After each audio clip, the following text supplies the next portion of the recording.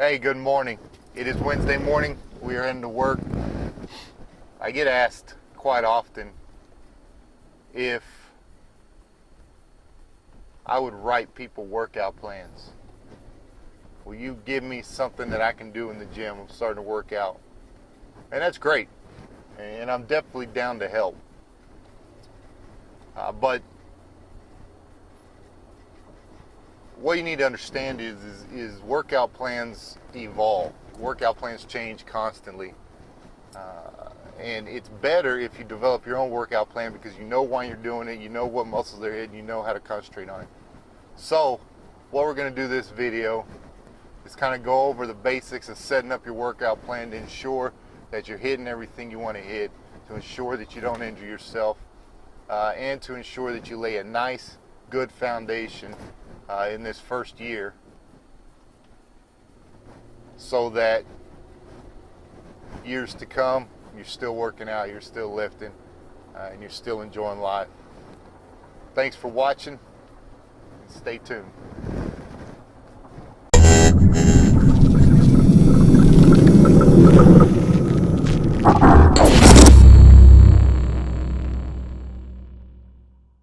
Good morning. All right, let's put together a workout plan. First thing you want to do is you want to determine the split. Now, the split is two things.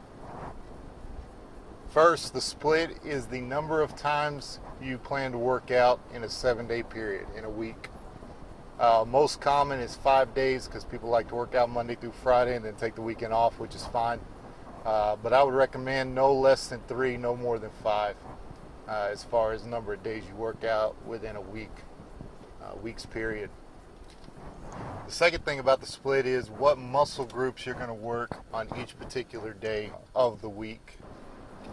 Now, the muscle groups, you want to hit each muscle group at least one time, no more than 3 times in a week-long period. In a very general sense, the muscle groups can be broken down like this. It can be broken down into chest, it can be broken down into back, legs, abdominals, shoulders, and arms. That's typically the best way to break them down in a very general aspect. Now, you get into more detailed aspects when you work the various parts of the different muscles. A lot of muscles like your tricep are consisted of 2 different muscles that make up the tricep group, the long head and the short head, and then you can tweak some isolation moves to hit each certain head more than the other one, but breaking them down just as arms is a lot easier. Next thing you want to do is you want to determine rep range.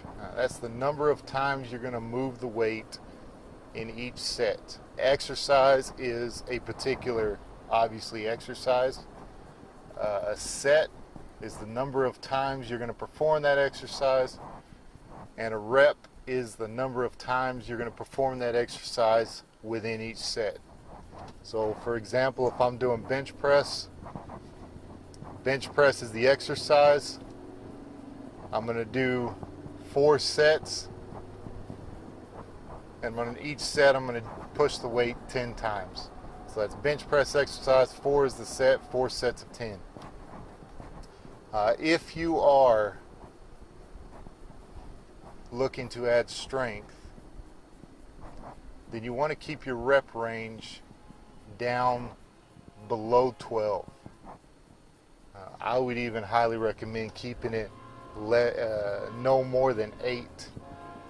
Accessory lifts, and we'll get into that in just a minute, accessory lifts around 8, and then anything as far as your main lifts, no more than 8, possibly below that for strength. If you are working for hypertrophy, which is the mass building of the muscle,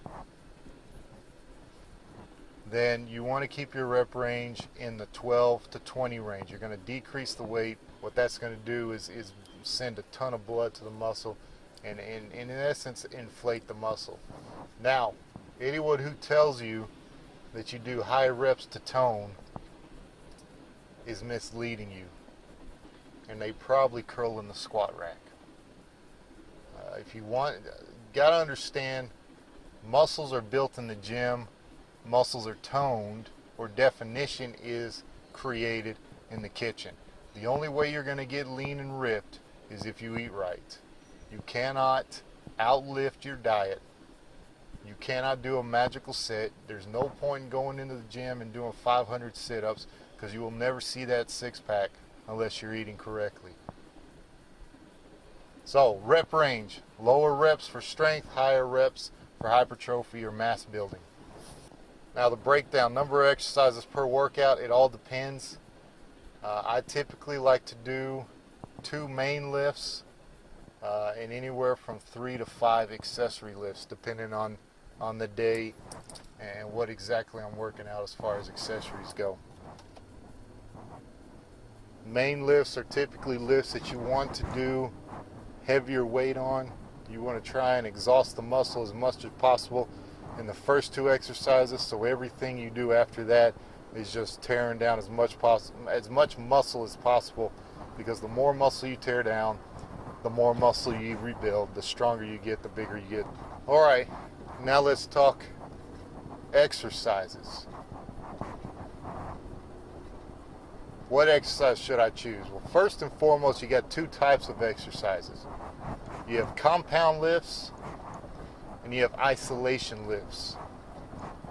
Compound lifts are lifts that involve more than one muscle group to move the weight. An example of that would be bench press.